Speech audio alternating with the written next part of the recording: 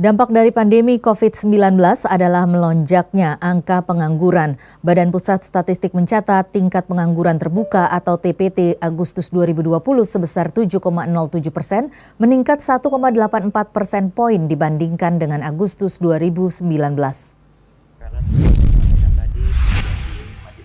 Kepala BPS Kecuk Suharyanto mengatakan karena adanya COVID-19, pengangguran meningkat sebesar 2,67 juta orang.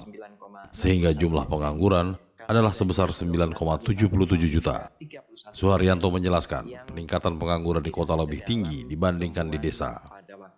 Tingkat pengangguran terjadi di banyak provinsi dengan peningkatan pengangguran yang berbeda-beda. Tetapi karena adanya COVID, pengangguran meningkat sebesar 2,67 juta orang, sehingga jumlah penganggurannya adalah sebesar 9,77.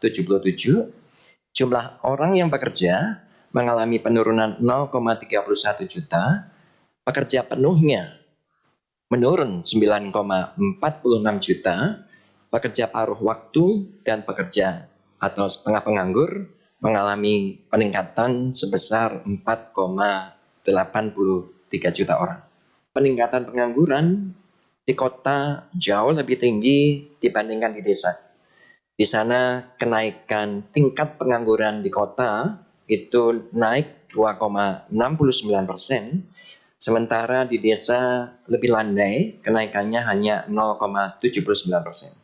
Jadi kita lihat bahwa pandemi ini dampaknya jauh lebih tajam untuk di kota. Kita menyadari bahwa dampak COVID ini menghantam keras kepada sektor pariwisata dan di Bali sektor pariwisata mempunyai peran yang sangat besar. Masih tumbuh 2,15%. BPS mencatat TPT tertinggi masih berada di DKI Jakarta dengan angka 10,95%. Sementara itu, tingkat pengangguran tertinggi terendah berada di Sulawesi Barat sebesar 3,32%. Secara keseluruhan, pandemi COVID-19 berdampak pada 29,12 juta penduduk usia kerja. Secara rinci, BPS mencatat 2,56 juta orang menganggur karena pandemi COVID-19. Kemudian, yang menjadi bukan angkatan kerja karena COVID-19 sebanyak 0,76 juta orang.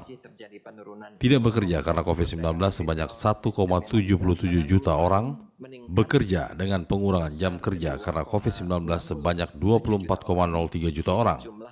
BPS juga mencatat jumlah angkatan kerja pada Agustus 2020 sebanyak 138,22 juta orang. Naik 2,36 juta orang jika dibandingkan Agustus 2019. Sejalan dengan kenaikan jumlah angkatan kerja, tingkat partisipasi angkatan kerja atau TPAK juga naik 0,24%. Dari Jakarta, Adi Wiranata, Nusantara TV melaporkan.